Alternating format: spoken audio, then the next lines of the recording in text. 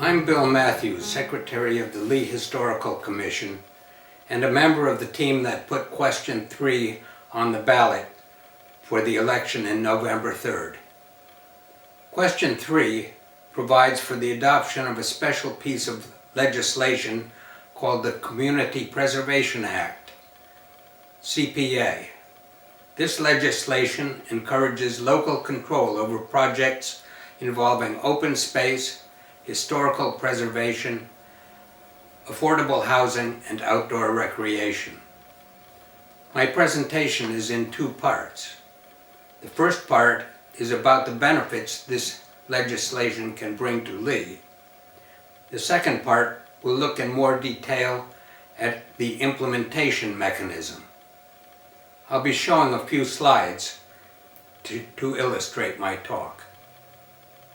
Summertime Saturdays in Lee are famous for its farmers market in the church park, a pleasant gathering of people and tents, and an especially welcome relief this year of the pandemic. But now it's autumn, and another more quiet presence dominates the park. The gleaming white marble fountain, recently restored, is hard to miss. For me, the fountain is the park's anchor and focal point. As I said, the fountain now dominates the park, but it wasn't always that way. A few years ago, the fountain was hardly visible.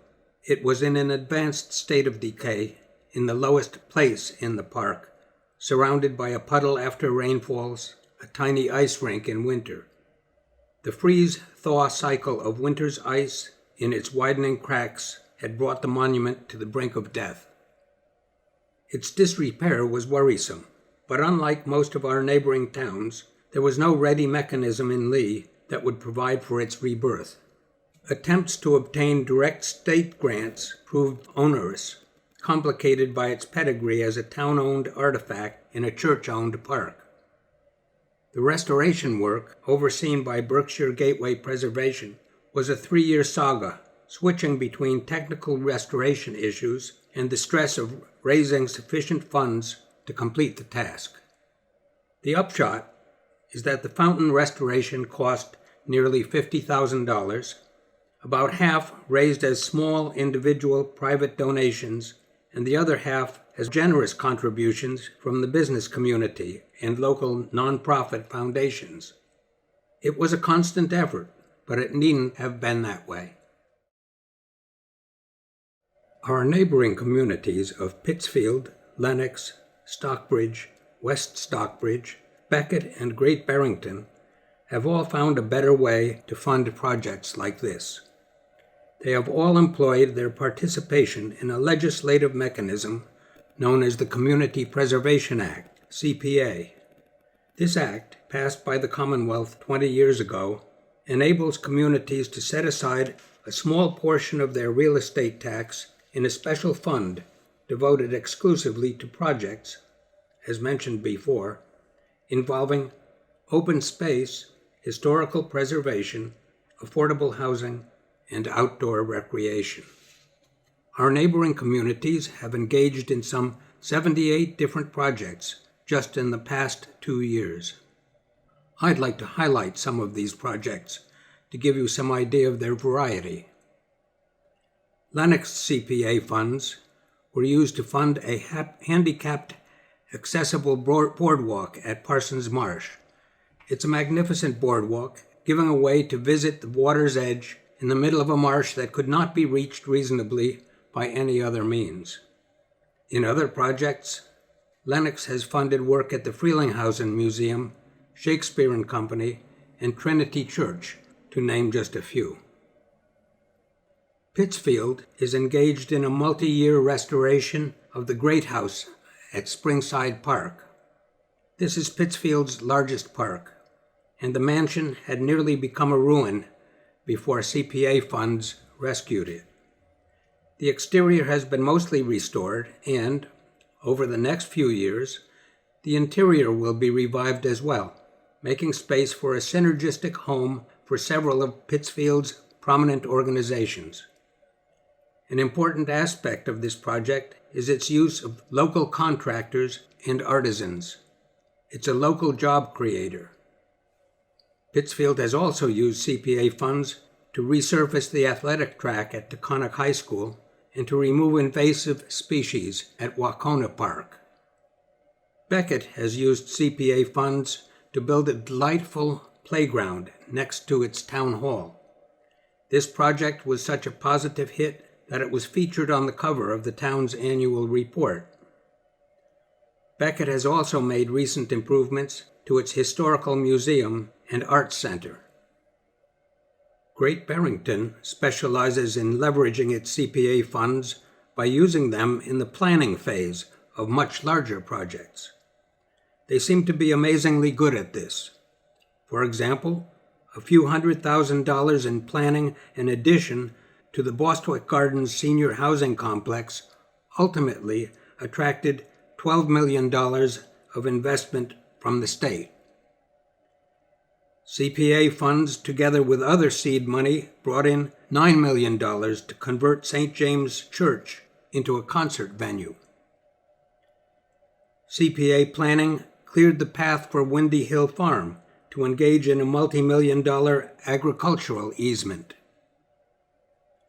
Stockbridge has used CPA funds for landscape design at Gould Meadows, as well as rescuing a milking barn that was hidden in the undergrowth. Stockbridge was the earliest CPA adopter among our Berkshire neighbors, benefiting from more than $500,000 in matching funds by now. Lee would have received a similar amount had we joined early on. Other Stockbridge projects have involved Gnome Cake, the Norman Rockwell Museum, the Children's Bell Tower, and Laurel Hill Association. This brings us back to Lee. I'm going to speculate for a few moments on where CPA would have helped had we passed it when it was first available. I've already suggested that the fountain project would have gotten a boost. The Baird and Benton block restoration would certainly have been helped in its planning stage. The skateboard park that Kiwanis built in the athletic field could have still been sponsored by Kiwanis, but built with CPA funds. This is an important point because it demonstrates how CPA funds can benefit unrelated activities. The fund Kiwanis used for the skateboard park is otherwise used for scholarships, and CPA funding would have had the knock-on effect of providing more money for scholarships. My understanding is that the Lee Land Trust spent 9 years bringing Donato's Trail into existence. Surely, CPA funds could have shortened that timetable. Right now, the Youth Commission is busy planning for a community center. Outdoor recreational components, such as hiking trails and tennis courts there, would certainly qualify for CPA support. Looking forward, it seems to me there are lots of places where Lee is moving only fitfully, if not altogether stalled. Once implemented, we can imagine that CPA funds could be used for projects involving Sandy Beach, the town forest, bike trails, a canoe launch, the town cemeteries.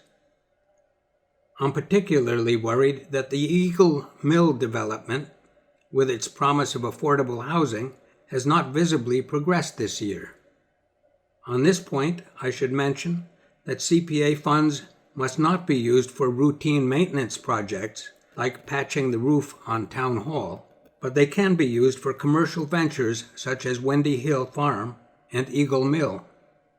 For example, if the project to rescue St. Mary's School and convert it into Chambéry Inn were to happen today, it would readily qualify for CPA support.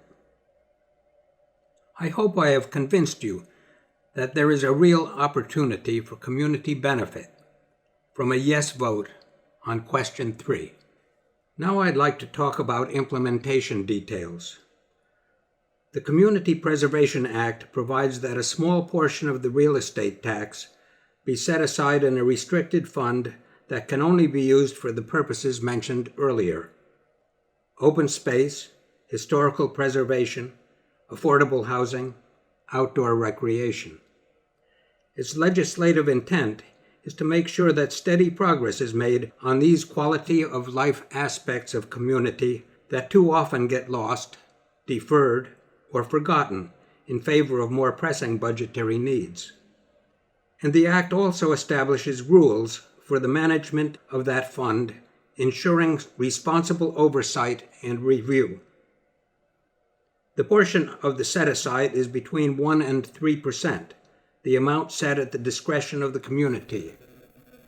In ballot question 3, we have proposed 1.5%, a level that's lower than most neighboring communities. Administratively, the fund appears as a surcharge on the regular real estate tax. But before I hear the usual objection that this is a new additional tax, let me explain that one important reason for dealing with the fund this way is so that it can be clearly identified for matching state funds. In fiscal year 2022, the Commonwealth expects to match CPA income by an additional 25%. And another reason for treating this tax separately is that it follows more favorable rules than your regular property tax. The first $1,000 of assessed valuation is completely exempted, lowering the effective surcharge from 1.5 to an amount closer to 1%. And any abatements or exclusions that apply to the regular real estate assessment are also prorated here. Notably, the senior citizen discount can optionally result in a total exemption from any contribution to the fund. Turns out, this assessment amounts to less than 10 cents per day for the average residential property. Those are some of the reasons why most of the 178 cities and towns in Massachusetts that have already adopted CPA view the fund not as an additional tax, but rather as an eminently reasonable, fair, and equitable way of sharing this small slice of the real estate revenue. By the way, the matching funds from the state come from the transfer fees that are part of every property transaction. Those are amounts Lee residents have paid over the years, but never derived any benefit from. It is also worth noting that CPA is judged such a success that none of the 178 towns that adopted it, more than half the communities in the entire state, have ever rescinded it. So satisfied have they been with the results. If question 3 passes in the upcoming vote, funds would start to accumulate in July 2021, and the first projects would be approved to begin in July 2022. We would see results in 2023. The Act provides that a local committee will be established, drawing a member each from the Planning Board, the Conservation Commission, the Historical Commission, and the Housing Authority, together with interested citizens at large. This committee's purpose is to review and oversee the proposed projects. A regular schedule for the review is timed such that projects are presented to the town meeting for final approval each May. I hope I have given an adequate description of the Question 3 initiative. The Historical Commission members have studied the Act closely over the past 2 years, and we are convinced that yes on 3 will be the right vote for Lee. Thank you for your attention. Further information is available on our website, dynamiclee.org.